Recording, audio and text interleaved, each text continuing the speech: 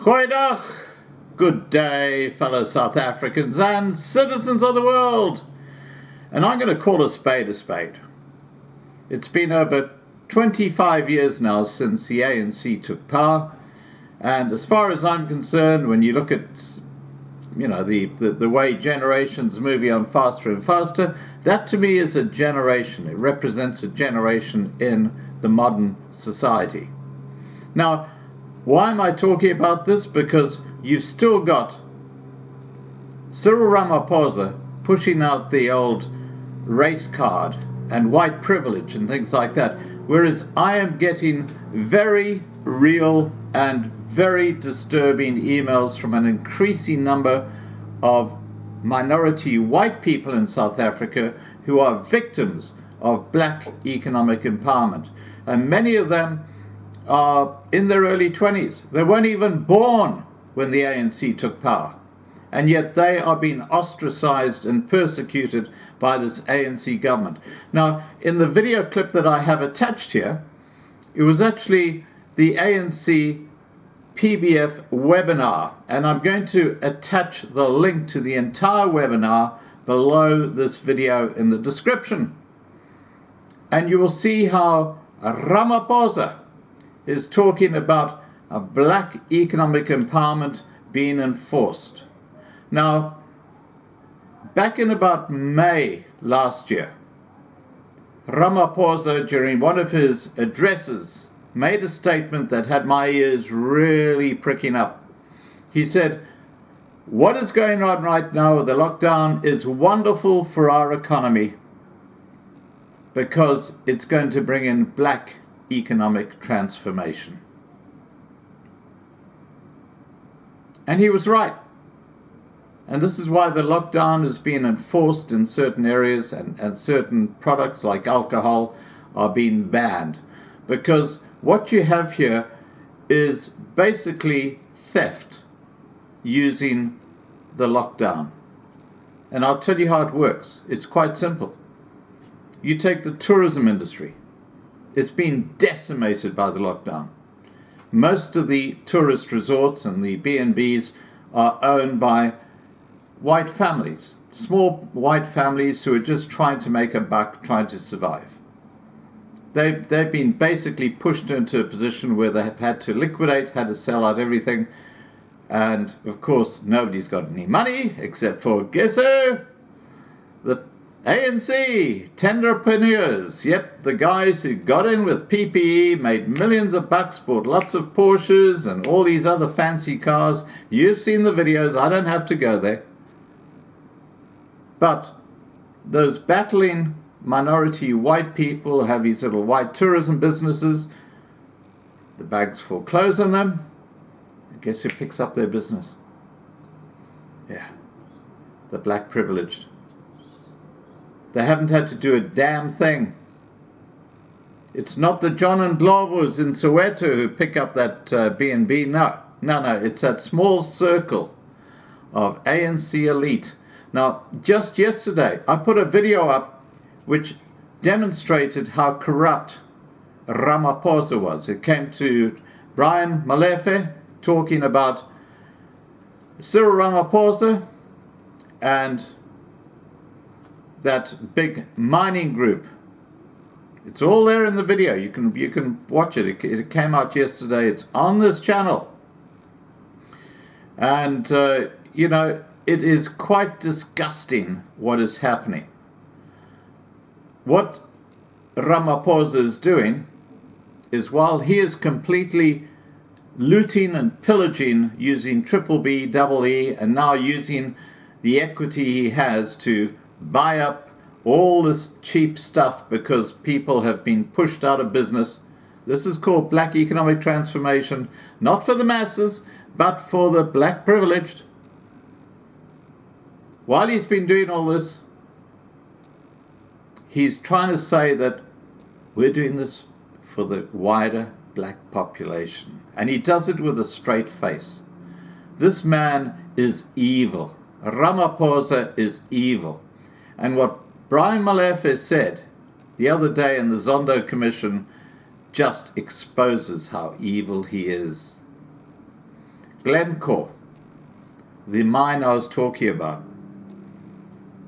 buys him in to a company they acquire which sells coal to Eskom, knowing that Ramaphosa was in charge of the parliamentary commission looking into Eskom under Zuma. He gets just about 10% of this company, and he's put in as chair by Glencore. And two things magically happen not long after that. And Brian Molefe says this in his evidence to the Zondo Commission. He says, 1, 2 billion rands worth of fees for not doing the right thing were just written off by the ANC government. And secondly, and even more disturbingly, is that the price of coal went up from 150, or let's say 1,500 rand a ton, to 5,000 rand a ton. It tripled in price like that. And guess who one of the major beneficiaries was? The man heading up Eskom's parliamentary inquiry, Ramaphosa, through his 10% shareholding.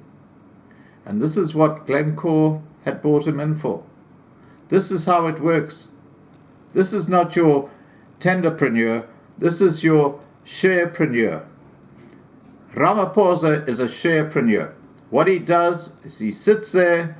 It's like a lion sitting there in the bushes waiting for a vulnerable subject to come by. That subject is looking for someone who can actually provide them with the guarantees that they will be supported by government. Ramaphosa is your man. But if you listen to this little diatribe by Ramaphosa here, he's suggesting that the issue is not to do with what's happening with the ANC and the corruption going on in the ANC. It's to do with making sure that black economic empowerment happens and how they're going to enforce it. This is how absolutely evil and deceitful and the deception that Hippo Eyes or Ramaphosa is pushing. It's quite clear. Just join the dots and you'll see what I'm talking about.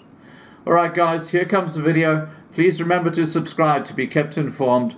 Ring the bell for the updates. Please like this video. Please share this video. And before I go, if you watch the link down below, it goes for 2 hours. I'll save you a lot of watching. You just go to 1 hour, 50 minutes and watch the next 5 minutes. And in the middle of that, you'll see the clip that I have attached here. Yeah, I spent a lot of time going through a lot of shit to get these little gems which actually reveal what the hell the ANC and your president, Ramaphosa, is up to. Take care, guys. Bye for now. And opportunities. And this is where businesses, business forums, business organizations need to get together, and so that we can look at the contribution that they can make. We want to support, yes, black businesses. Somebody did say that they were bemoaning the fact that we have not appointed the Black Economic Empowerment Council. We are in the process of doing that. It's been happening at the departmental level, and so has the issue of the Youth Council, and that too, I've called for those two to be brought to the fore so that I can then go ahead and appoint them, because they are absolutely needed at this point in time. This is the year when we want to champion more the recovery of our economy, and I guess we will talk more about the recovery of the economy at the next meeting, when I would want us to delve into some depth in the economy, but go beyond just the broad economy, go into the sectors of the economy, look at the various sectors that are the real engines of economic growth, and see how Black people can participate and what role they can play. That, in my view, will be the game changer. Sometimes we talk in broad terms about the economy. We now need to go further deeper into exactly what makes the economy work and function. And we now need to look at the role, the participation of Black people in all those areas of economic activity and see how best we can get Black people to participate. So this is the year when we should be able to do that and move the needle of economic empowerment for women, for young people, and for Black people broadly, so that we are able to say a few years down the line that yes, the empowerment of our people is now becoming a reality. Thank you, Comrade Chair. I thought those were the answers that one could put forward. Thank you.